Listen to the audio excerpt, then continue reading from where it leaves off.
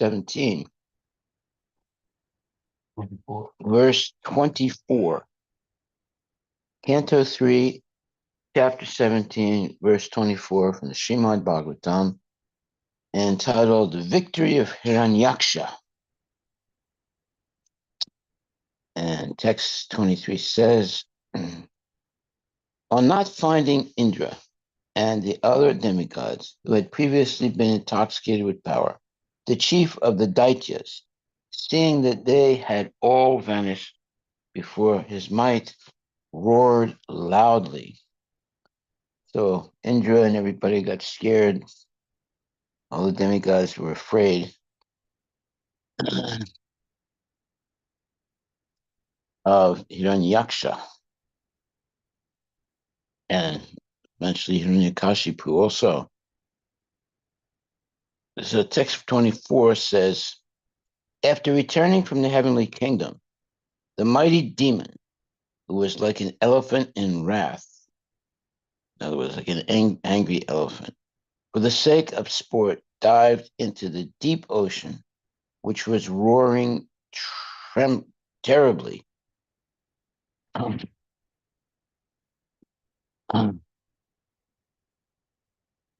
Okay, that's enough to scare anybody. And then it says, after returning from the heavenly kingdom, the mighty demon, who was like an elephant in wrath, for the sake of sport, dived into the deep ocean, which was roaring terribly. Verse number 25. On his entering the ocean, the aquatic animals who formed the host of Varuna were stricken with fear and ran far away. Thus Hiranyaksha showed his splendor without dealing a blow. Okay, purport by His Divine Grace A.C. Bhaktivedanta Swami Prabhupada. Materialistic demons sometimes appear to be very powerful and are seen to establish their supremacy throughout the world.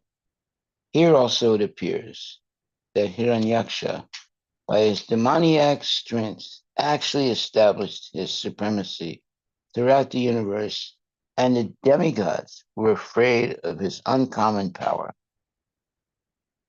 Not only were the demigods in space afraid of the demons, Hiranyakashipu and Hiranyaksha, but so also were the aquatic animals within the sea. Well, it looks like everyone was panic-stricken here. Text 26. Moving about in the ocean for many, many years, the mighty Hiranyaksha smote the gigantic wind-tossed wave again and again with his iron mace and reached Vaibhavari, the capital of Varuna. Okay, so yes, Hiranyaksha is using his terrible mace to to destroy or punish the gigantic wind-tossed waves again and again. And now he has reached the Vaibhavari, the capital of Varuna. Purport by Srila Prabhupada. Varuna is supposed to be the predominating deity of the waters, and his capital, which is known as Vaibhavari, is within the watery. Yeah, but how can he be the all-time predominating deity of the waters if he's completely afraid of this Hiranyaksha? Let's see what happens. Text 27. Vaibhavari is the home of Varuna, lord of the aquatic creatures. In other words, all the creatures in the ocean, and guardian of the lower regions of the universe, where the demons generally reside. There, Hiranyaksha fell at Varuna's feet like a low-born man, and to make fun of him, he said with a smile, "Give me battle, O Supreme Lord." Well, the whole thing was a joke. It scared the heck out of yeah, of Varuna. Purport by Srila Prabhupada. The demoniac person always challenges others and tries to occupy others' property by force. Here, these symptoms are fully displayed by Hiranyaksha, who begged war from a person who had no desire to fight. That means he's a real rascal. Text 28.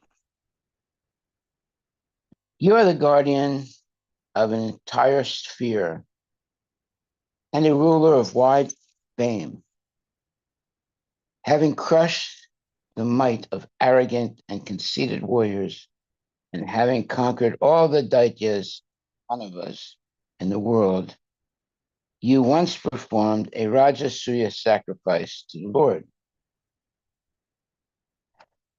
So the Daityas and Daityas are like, if I'm not mistaken, devotees. And Danavas are like mixed devotee and demon, not completely demon, but somewhat. Text 29. Thus mocked by an enemy whose vanity knew no bounds. In other words, really puffed up as unbelievable pride. The worshipful Lord of the waters waxed angry. Wax means increased, like the waxing moon is increasing. But by dint of his reason, he managed to curb the anger that had sprung up in him. And he replied, "Oh, dear one, we have now desisted from warfare, having grown too old for combat."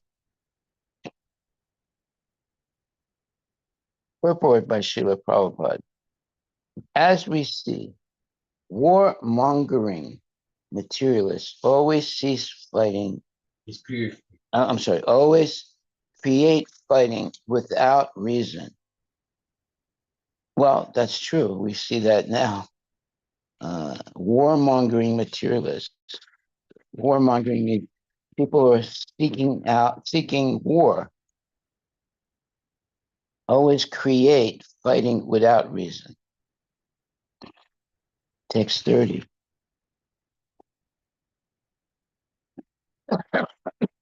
You are so skilled in war that I do not see anyone else but the most ancient person, Lord Vishnu, who can give satisfaction in battle to you.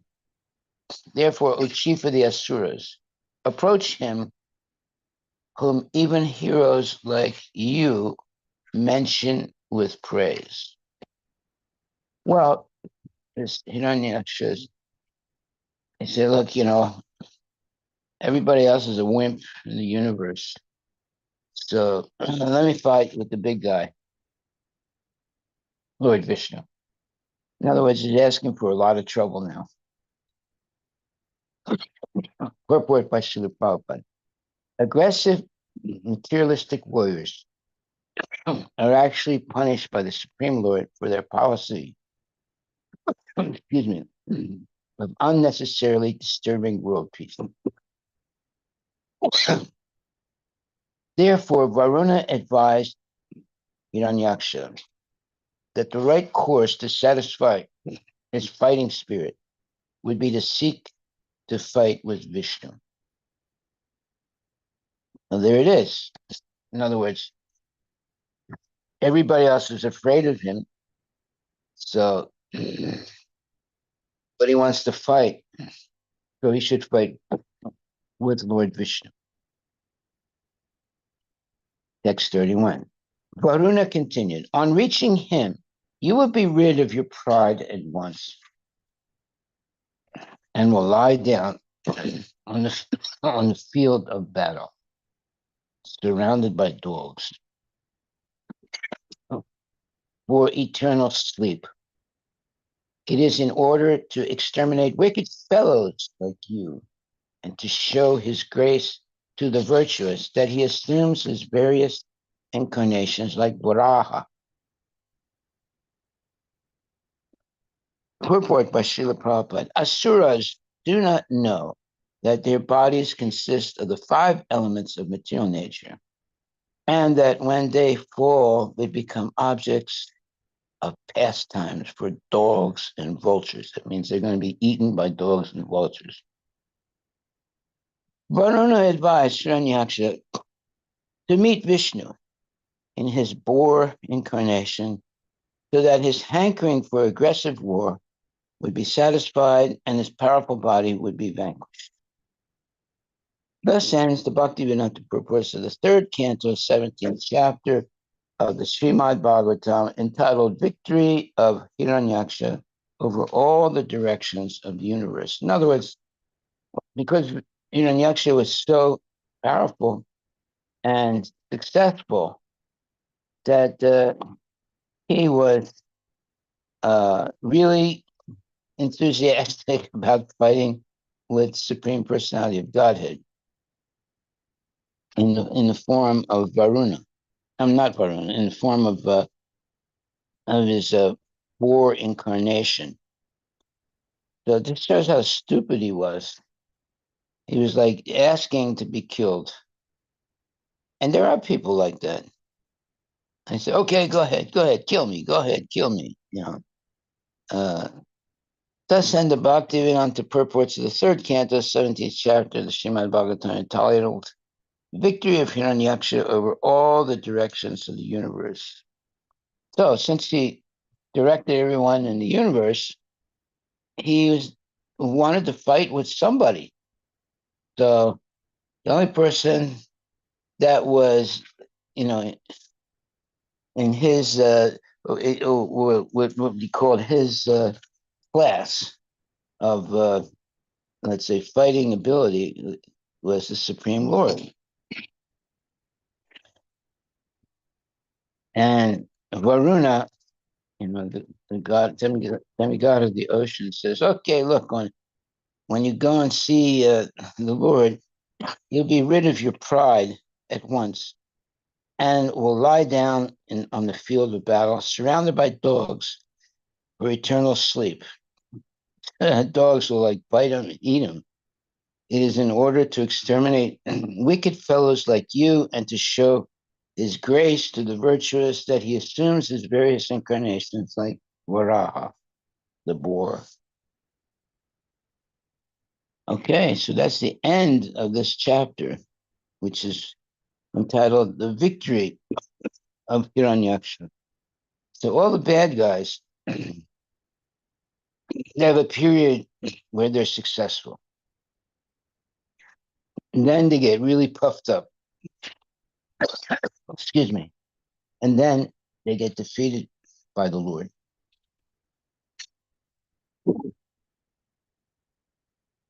Chapter 18, the battle between Lord Boar and the demon Hiranyaksha. So Hiranyaksha is looking for a fight. Now he's going to really get a fight. Maitreya Uvacha. Maitreya said,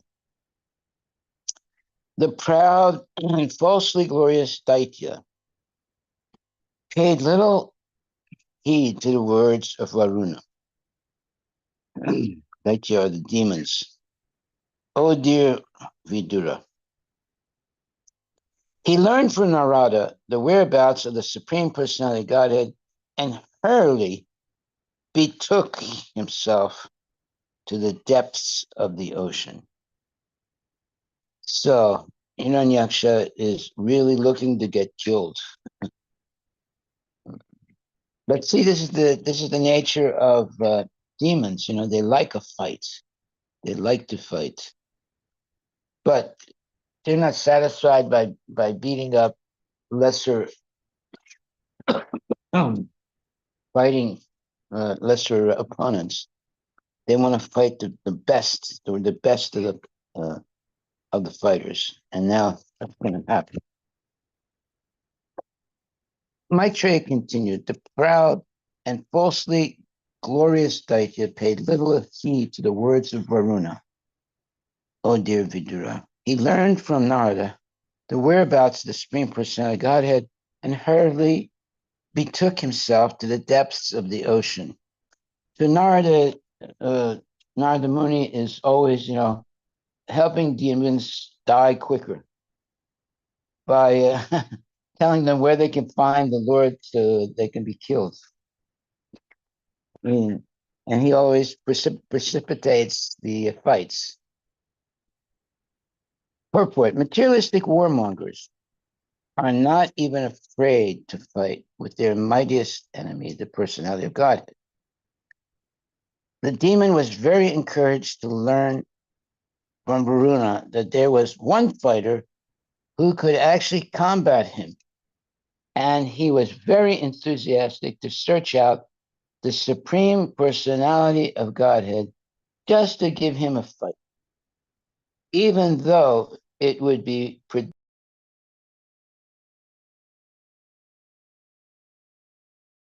dogs, jackals, and vultures. In other words, he'd be the food. He'd end up being food for the dogs, the jackals, and the vultures. In other words, he'd be killed, and the dogs, jackals, and vultures would eat him. Since demoniac persons are less intelligent, they dare to fight with Vishnu, who is known as Ajita, who has never been conquered. Well, yeah, this is the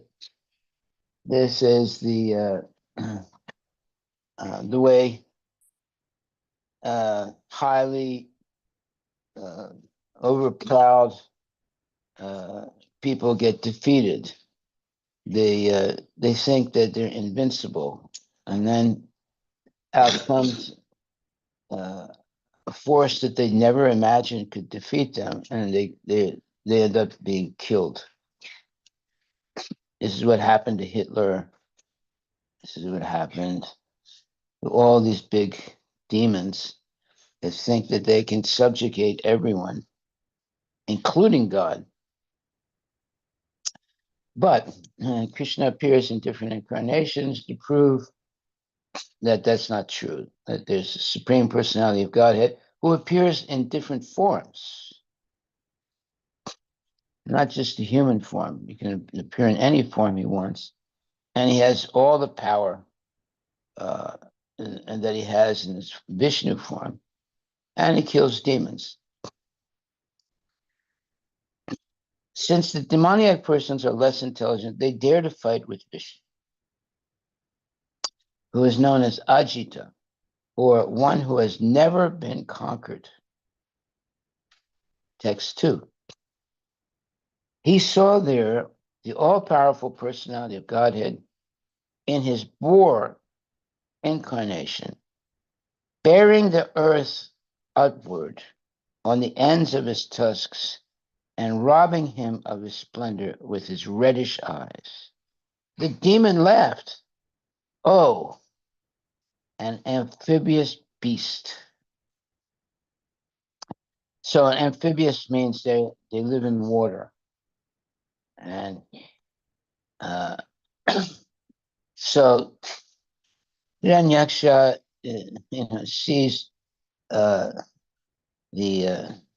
incarnation of the Lord in the form of a boar who's saving the earth, because the earth had fell out of its orbit, went into the ocean, the Garbhodak Ocean. And so only a boar with tusks can lift the earth from that terrible situation and to put it back up on its orbit. But now Hiranyaksha sees the earth, the boar carrying the earth up to put it back in its orbit. Excuse me. So he decides to fight with the Lord. Oh, excuse me. Purport by, I mean, purport by Srila Prabhupada. In a previous chapter, we have discussed the incarnation of the Supreme Personality of Godhead as Varaha the boar. While Varaha, with his tusks, engaged in uplifting the submerged earth from the depths of the waters, this great demon Hiranyaksha met him and challenged him, calling him a beast. I don't know if I want to drink anything.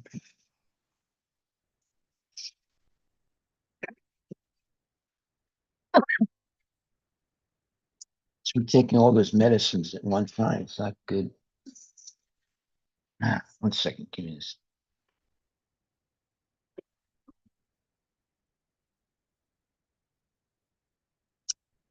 He saw there the all-powerful personality of Godhead in his boar incarnation, bearing the earth upward on the ends of his tusks and robbing him of his splendor with his reddish eyes. The demon laughed.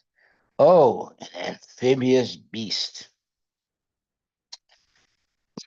In other words, a a living entity that lives in the ocean. Purport. In a previous chapter, we have discussed, sorry, we have discussed the incarnation of the Supreme Personality of Godhead as Varaha, the boar. While Varaha, with his tusks, engaged in uplifting the submerged earth from the depths of the waters, this great demon, Hiranyaksha, met him and challenged him,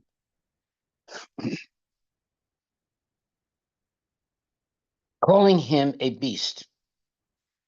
Demons cannot understand the incarnations of the Lord. They think that his incarnations as a fish or boar or tortoise are big beasts only. They misunderstand the body of the Supreme Personality of Godhead, even in his human form, and they deride his descent. In the Chaitanya Sampradaya, there is sometimes a demoniac misconception about the descent of Nityananda Prabhu. Excuse me. Nityananda Prabhu's body is spiritual, but demoniac persons consider the body of the Supreme Personality of Godhead to be material, just like ours. Avajananti Mudha, Manasim, and so forth. Persons who have no intelligence deride the transcendental form of the Lord as material.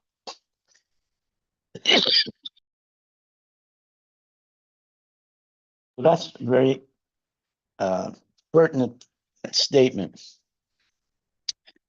The the materialistic people, they don't understand the form of the Lord, and therefore they're so arrogant,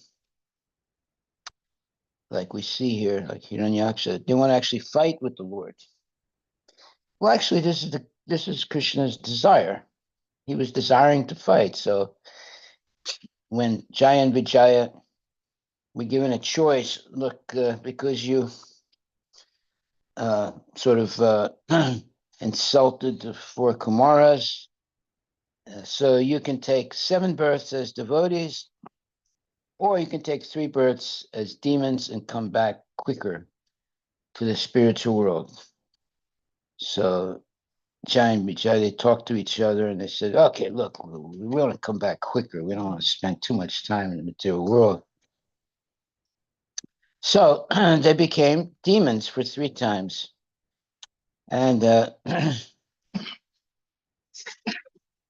they were willing to fight even with the the Lord as Varaha, which is good for them because they'll be killed by Lord Varaha and go back to Godhead soon. So Abijan Mudha Manasim Tanam Asritaha Param Bhavama Janato Mama Bhuta Maheshwara. So these demons, they have no intelligence, and they deride or mock the genital forms of the Supreme Lord.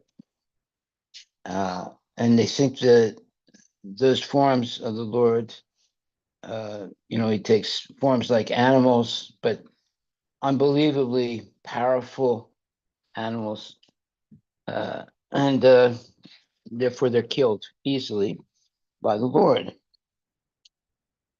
So that's the the culture of the idiot demons. They're so puffed up that they're like flies that are attracted by lights or fire, and they come closer and closer to the fire, and eventually their wings get burned, and they die, they get burned. So this is exactly what's going to happen now to the Hiranyaksha. The demon addressed the Lord, "O best of the demigods, dressed in the form of a boar, just hear me. This earth is entrusted to us, the inhabitants of the lower regions, and you cannot take it from my presence and not be hurt by me." In other words, he's saying you cannot take it from you can't do this in my presence without me hurting you.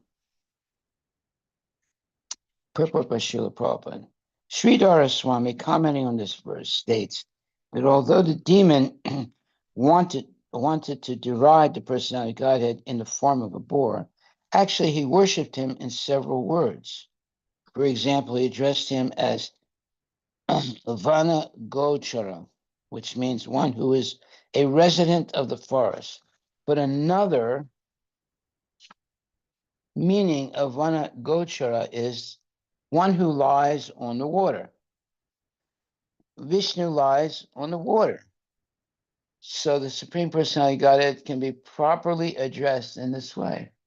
The demon also addressed him as Mriga, indicating unintentionally that the Supreme Lord is sought after by great sages, saintly persons, and transcendentalists. He also addressed him as Agna. Sridhar Swami says that Gna means knowledge, and there is no knowledge which is unknown to the Supreme Personality of Godhead. Indirectly, therefore, the demon said that Vishnu knows everything. The demon addressed him as Suradama. Sura means the demigods, and Adhama means Lord of all there be. He is Lord of all the demigods. Therefore, he is the best of all demigods, or God. When the demon used the phrase, "in my presence," the implied meaning was, "in spite of my presence, you are completely able to take away the earth.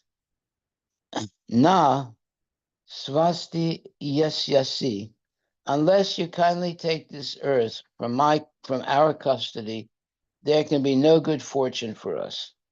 So this is a type of double talk that it looks like he's trying to insult the Lord, but actually he's glorifying the Lord. And this is often done in discussions between advanced devotees, where it looks like they're scolding someone, but actually they're glorifying them. And it's an art to be able to do that. It's not easy to do that. You have to be very expert in words. So Prabhupada says the demon addressed him as Sura Dhamma. Sura means demigods, and Adama means Lord of all there is. He is Lord of all demigods. Therefore, he is the best of all demigods, or God. When the demon used the phrase, in my presence, the implied meaning was, in spite of my presence. You are completely able to take away the earth. Na swasti yasyasi. Unless you kindly take this earth from our custody, there can be no good fortune for us. So obviously, Hiranyaksha knows that he's going to be killed by the Lord, and he's looking forward to it. He's looking forward to the fight with the Lord, and he has the, let's say, he has a general idea that he's going to be killed by the Lord, which is good for him because he'll go back to Godhead. Okay, text 4. You rascal, you have been nourished by our enemies to kill us, and you have killed some demons by remaining invisible. O fool, your power is only mystic. So today I shall enliven my kinsmen by killing you. So, purport by Srila Prabhupada. The demon used the words abhavaya, which means for killing. Sridhar Swami comments that this killing means liberating, or in other words, killing the process of continued birth and death. Well, that's good, right? You stop birth and death. The Lord kills the process of birth and death and keeps himself invisible.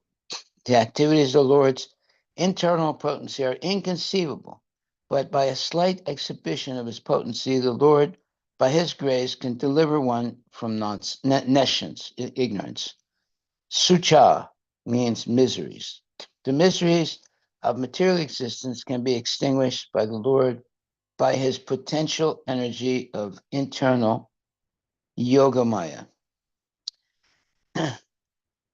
In the Upanishads, Srutasvatara Upanishad 6.8, it is stated, Parasya Shakti Vividaiva Shruyate. The Lord is invisible to the eyes of the common man, but his energies act in various ways. When demons are in adversity, they think that God is hiding himself and is working by his mystic potency. They think that if they can find God, they can kill him just by seeing him. Hiranyaksha thought that way. And he challenged the Lord, you have done tremendous harm to our community, taking the part of the demigods, and you have killed our kinsmen in so many ways, always keeping yourself hidden. Now I see you face to face, and I am not going to let you go. I shall kill you and save my kinsmen from your mystic misdeeds. Not only are demons always anxious to kill God with words and philosophy, but they think that if one is materially powerful, he can kill God with materially fatal weapons. Demons like Kamsa, Ravana, and Hiranyaksha thought themselves powerful enough to kill even God. Demigods cannot understand that God, by his multifarious potencies, can work so wonderfully that he can be present everywhere and still remain in his eternal abode, Goloka Vrindavana. Okay, so it's a very nice purport that reveals the supernatural powers of the Supreme Personality of Godhead that is perplexing for everyone, the devotees as well as the demons. So Krishna doesn't need to even fight with the demon. He can kill them just by thinking about it. But for his pleasure, sometimes he likes to fight with the demons and have a good fight. So that type of so therefore the demons are rendering service to the Lord by being a fighter. That's something difficult to understand because it's not normal in mundane life. But the Lord can have his pastimes any way he wants. So also it's in this verse, Canto 3, chapter 18, verse number 4. There's a word. Let's see, what is that word? Sucha. Where is that word? 16. Yes, in the purport. Yeah, Suchi Chucha. Shrit Sucha. The grief of my kinsman. So Sucha means miseries. The miseries of material existence can be extinguished by the Lord by his potential energy of internal yogamaya. Now that's a very significant statement. Yogamaya sometimes reveals the presence of the Lord and sometimes hides the presence of the Lord.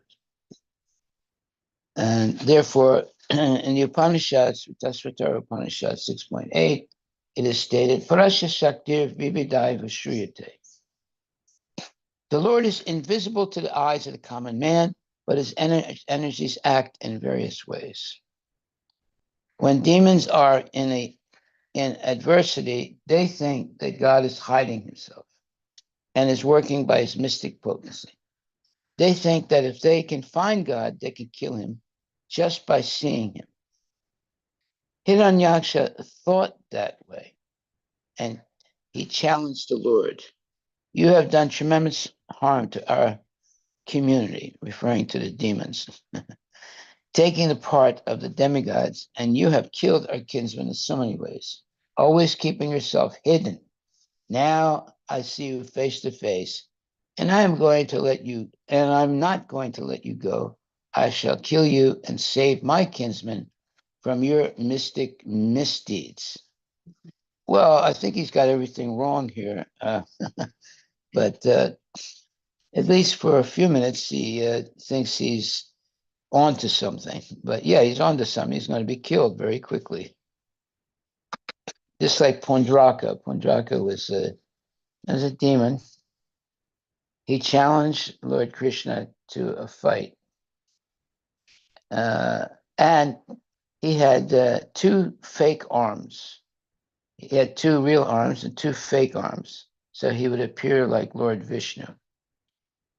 And when Krishna went to see him, he just started laughing when he saw him, and Pondraka was chastising him. He said, I'm going to kill you right now. Yeah, why are you imitating me? But actually, he was imitating. So very quickly, Lord threw his Sudarshan chakra and killed Pondraka. So there are people like that. They pretend to be something that they're not, and they get away with it for a little while, and then finally they're destroyed. Yes. Was Pondraka liberated when he was killed by the? Yes. Yeah.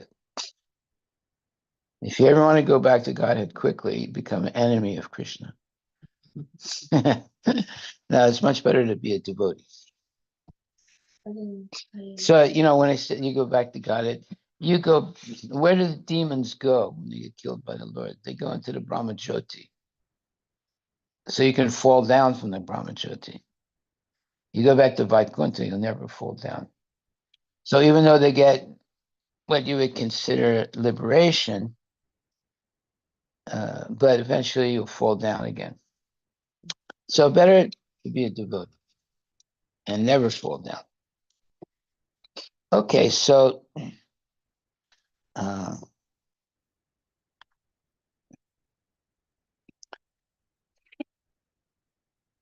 it says here, the demon used the word abhavaya, which means for killing. Sridhar Swami comments that this killing means liberating, or in other words, killing the process of continued birth and death. Yes, see, that's a very nice way to look at things. Even the demons, they're very clever. And the Lord kills the process of birth and death and keeps himself invisible. The activities of the Lord's internal potency are inconceivable, but by a slight exhibition of his potency, the Lord, by his grace, can deliver one from ignorance, nescience. Sucha means miseries. The miseries of material existence can be extinguished by the Lord by his potential energy of internal yogamaya.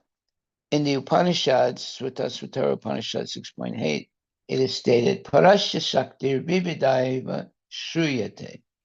The Lord is invincible to the eyes of the common man, but his energies act in various ways. So Krishna has many, many different energies, not just one energy.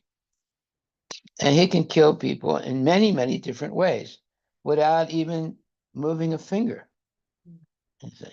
This is what's incomprehensible to the demons. But we see it. Like, for example, if Krishna wants to kill people, he can create a tsunami, right? And he's done that in the past. And one time you can have hundreds, sometimes thousands of people who die at once. So the Lord has many different ways of doing things. He doesn't have to be physically present to kill demons. But in this case, he wants to be physically present because he wants to fight. He has that fighting desire. Therefore, is able to fight with Ravana, Hiranyakashipu, and Kamsa. Demons like Kamsa, Ravana, and Hiranyakashipu thought themselves powerful enough to kill even God. Demons cannot understand that God, by his multifarious potencies, can work so wonderfully that he can be present everywhere and still remain in his eternal abode, Goloka Vrindavana. It's very difficult to understand that. Why is it difficult? Well, it's difficult for people who are puffed up and too proud of themselves. They can't imagine that someone's greater than them. It's like the frog in the well. The frog cannot imagine that there's something greater than his well or his, so he puffs up his body. He says it's as big as this, and then he puffs again his body, and eventually he explodes and dies because the ocean is much bigger than the place where the frog is. The frog is in this small well, but he thinks that he can puff up his body as big as the ocean. He has no idea how big the ocean is. Okay. So Prabhupada writes, not only are demons always anxious to kill God with words and philosophy. So that's very significant. They try to kill God with words and philosophy, but they think that if one is materially powerful, he can kill God with materially fatal weapons. Demons like Kamsa, Ravana, and Hiranyakashipu thought themselves powerful enough to kill even God. Demons cannot understand that God, by his multifarious potencies, can work so wonderfully that he can be present everywhere and still remain in his eternal abode, Goloka Vrindavan. Yeah, no one can understand how powerful the Lord is. He has all powers. But the main thing is that the demons are trying to kill God also with words and philosophy. So that's a very profound statement by Prabhupada. They speculate and they try and bring Krishna down to the mundane level, but with words and philosophy. And they write books, big books, that are all misleading. And they try to pretend that Krishna was just some not special, but a little bit better than human beings, and therefore he became famous. Uh, so they try and bring Krishna down to their level. Right. There's a statement about this. What is that statement? I'll think about it in a minute. What is it? Let's see here. Second. That statement is. Oh,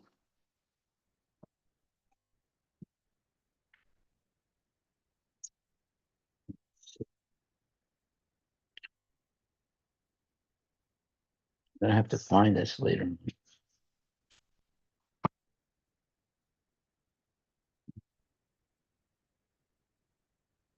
Yeah, I'll have to find this later on. I can't do it right now.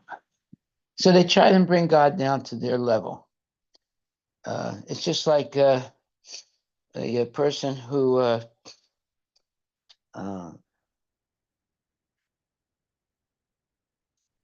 in order to cut a tree down, they don't try and cut it at one time.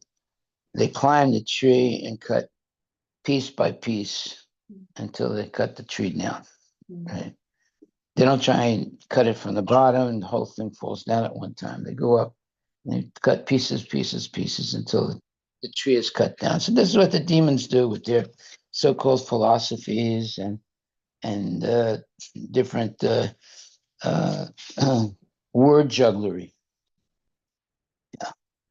So we should. That's why we should never read comic books because that will not explain who Krishna is, and we should never speculate because that's the way you try to make Krishna look like an ordinary person by speculating. Just like at one time after Sita was kidnapped, uh, Rama was looking for her, and he was crying, and because he was separated from Sita. So Ravana said to Sita, and when he captured her and was hiding her in Lanka, and he said, "Look, your husband is a wimp. He's running around. Oh, where's my Sita? Where's my Sita?" And he's crying. He doesn't have an army. He doesn't have any money.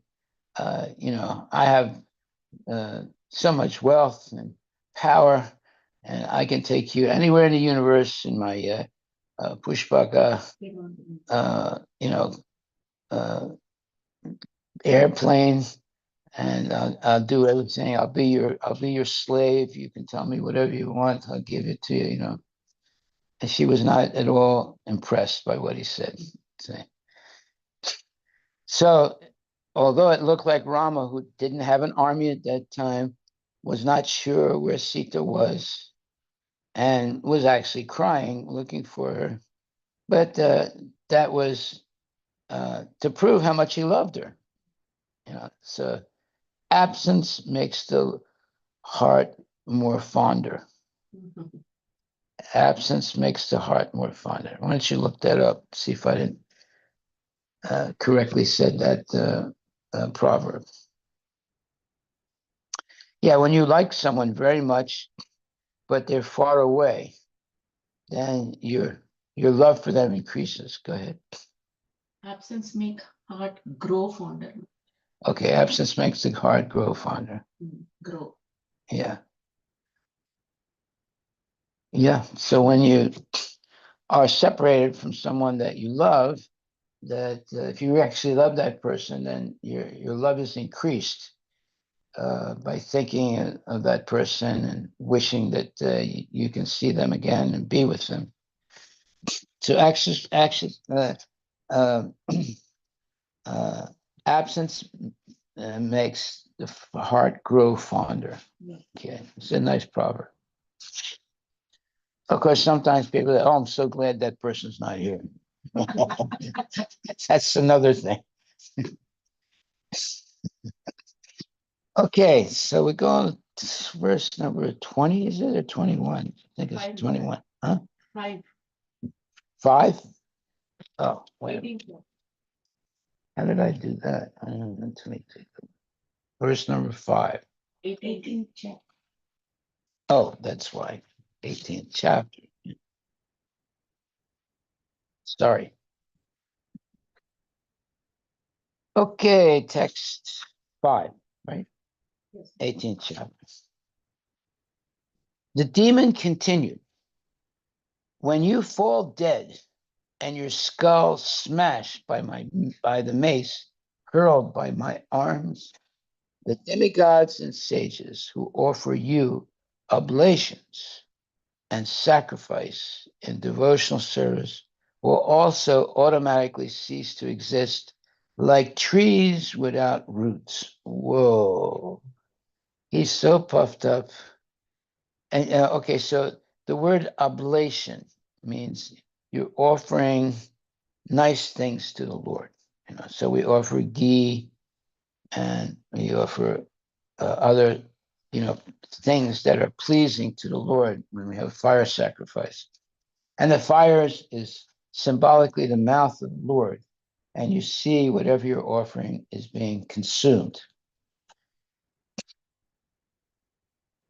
Okay, purport. Demons are very much disturbed when devotees worship the Lord in the prescribed ways recommended in the scriptures. So that's an important statement. We don't worship the Lord whimsically. Uh, we're not offering meats and fish and other things like that to the Lord. That'd be whimsical, not bona fide.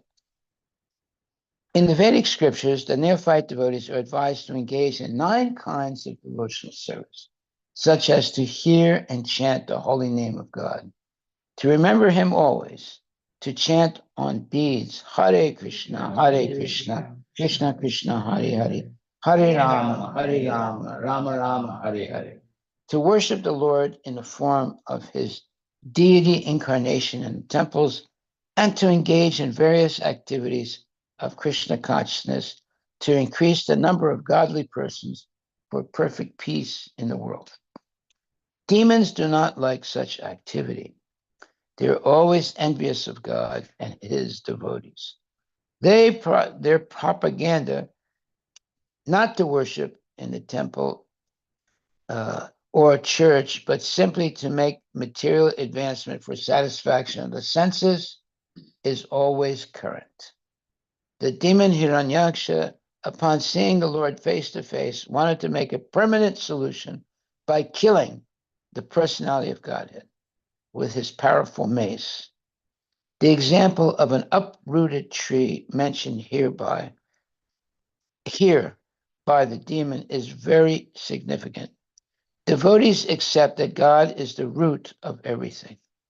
Their example is that just as the stomach is the source of energy of all the limbs of the body, God is the original source of all energy manifested in the material and spiritual worlds. Therefore, as supplying food to the stomach is the process to satisfy the limbs of the body, Krishna consciousness, or developing love of Krishna, is the sublime method for satisfying the source of all happiness. That means Krishna. The demon wants to uproot this source, meaning Krishna, because if the root, God, were to be checked, the activities of the Lord and the devotees would automatically stop. The demon would be very much satisfied by such a situation in society. Demons are always anxious to have a godless society for their sense gratification. According to Sridhar Swami, this verse means that when the demon would be deprived of his mace by the Supreme Personality of Godhead, not only the neophyte devotees, but also the ancient, sagacious devotees of the Lord would be very much, the ancient, sagacious devotees of the Lord would be very much satisfied.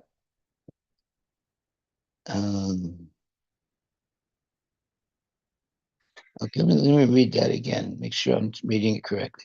According to Sridhar Swami, this verse means that when the demon would be deprived of his mace by the Supreme Personality of Godhead, not only the neophyte devotees, but also the ancient, sagacious, meaning wise, devotees of the Lord would be very much satisfied. Yes, if you get rid of the demon, everyone, all good people are satisfied. Only the nonsense people are not satisfied. Yes, so long ago, there was a lot of difficulties for devotees in the Soviet Union, and especially in Armenia, which was part of the Soviet Union at that time. And some devotees were put into jail and were tortured. So there was one very sincere devotee. They took away his beads, and he was in jail, and they were beating him and mocking him. But he was like a pure devotee. So because they took his beads away, uh, and they would only give him like water and bread. So he used the water to wet the bread, and then he made little balls out of the bread, dried them, and then put a string through them, and that made a new set of beads to chant his rounds. And so there was one of the wardens, one of the policemen that was always very mean, would beat him often, and but this devotee just kept chanting. Oh, it just kept chanting. And then it was a time for that one person that was always beating him and making fun of him and basically, giving him a very hard time. He had to go on vacation. So he goes on vacation, he and his wife and his kids, and he has an accident and they all die. After that, the other guards got scared and they started treating him very nicely because they saw what happened to the one that was, torturing him. They stopped doing those things because they realized he must have some mystical powers because, the guy that was torturing him, he goes on vacation and he's dead, finished with his whole family. Right? And rightfully so, to people who unnecessary harm other people, scare them, beat them, and so forth, there's going to be a lot of severe karma for them. Maybe not in the beginning. They might get away with it for a certain period of time, just like the Nazis. They got away with a lot of murder, but look what happened to them. They got wiped out completely. And the Japanese, they also did horrible things. They invaded the Philippines. And they made a lot of American soldiers, took them as, they made them, they conquered them. And then they tortured them on making them walk long distances without food, very little water. Many of them died, many of them were tortured. But then the United States threw two atomic bombs on Japan, completely defeated them. So many Japanese people, unfortunately, died, because of all these atrocities. So no one can get away with anything. Okay, so I think we're at the end. If there are any questions you can ask, not, this will be the end for today, till tonight. Not today, till tonight. Any questions? Do you have any questions? Feel free to ask.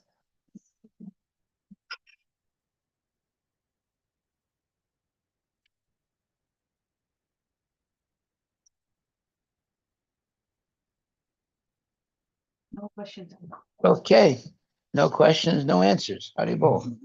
All glories to Prabhupada.